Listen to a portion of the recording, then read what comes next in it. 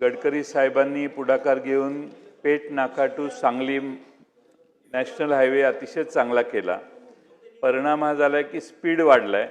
त्यामुळे मी माननीय मुख्यमंत्री महोदयांनी आपल्यालाही पत्र पाठवलेलं आहे की आपण या रस्त्यावर जिथं पॉप्युलेशन आहे, ईश्वरपूर शहर आहे, आष्टा शहर आहे किंवा कारणवाडी आहे, कसबे डिग्रज आहे, या मोठ्या शहरात गावांच्या तिथं रमलर लावणे आणि ते स्पीड गन्स लावणे, ज्याच्याकरून स्पीडच्या मर्यादा येतील, सरकारचे उत्पन्न वाढू नये पण वाढलं त्यातनं तर काय हरकत नाही।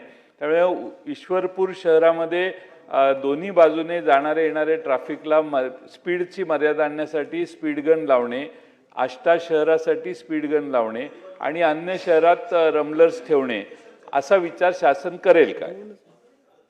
अध्यक्ष महोदय, या सभागृहातील ज्येष्ठ सदस्य आदरणीय जयंत पाटील साहेब यांनी या संदर्भात मला पत्रही दिलं होतं आणि त्या संदर्भात कार्यवाही चालू आहे। अध्यक्ष महोदय, केंद्र शासन आणि राज्य शासनाच्या माध्यमातून रोड सेफ्टीसाठी करोडो रुपयाचा निधी हा राज्य शासनाकडे येत असतो आणि फक्त सांगली जिल्हाच नव्हे किंवा तुमचा मतदारसंघच नव्हे तर महाराष्ट्रामध्ये सर्व ठिकाणी जे तुम्ही म्हणालात तरी रिफ्लेक्टर किंवा ॲरोज अशा पद्धतीनं अपघात होणार नाहीत आणि यू टर्न किंवा स्ट्रेट अशा पद्धतीनं जे काही उपाययोजना करायच्या आहेत आरटीओच्या माध्यमातून त्या सगळ्या उपाययोजना करण्याच्या संदर्भात एक आराखडा आम्ही तयार करतोय आणि त्या आराखडा तयार करून त्या जसं परदेशामध्ये आपण गेल्यानंतर प्रत्येक ठिकाणी आपण बघतो की एखादा जर शहरामध्ये जायचं असेल किंवा यू टर्न घ्यायचं असेल किंवा स्ट्रेट जायचं असेल, लेफ्ट घ्यायचं असेल तर आपल्याला योग्य प्रकारे त्या ठिकाणी ॲरोज दिसतात, बोर्ड्स दिसतात। प्रत्येक ठिकाणी जायचं असेल तर किती मीटर अंतर आहे, मीटर प्रमाणे 100 मीटर, 200 मीटर, 300 मीटर, 500 मीटर प्रमाणे ते बोर्ड लावलेले असतात आणि त्यामुळे अपघातांची संख्या कमी असते आणि ड्रायव्हरला कळत असते की आपण पहिल्या लेनमध्ये जावं, दुसऱ्या लेनमध्ये जावं की तिसऱ्या लेनमध्ये जावं। अशा पद्धतीनं जर योग्य प्रकारे कठोर कारवाई आरटीओच्या माध्यमातून किंवा ट्रॅफिक पोलिसांच्या माध्यमातून केलं तर निश्चितपणे अपघातावर नियंत्रण येईल।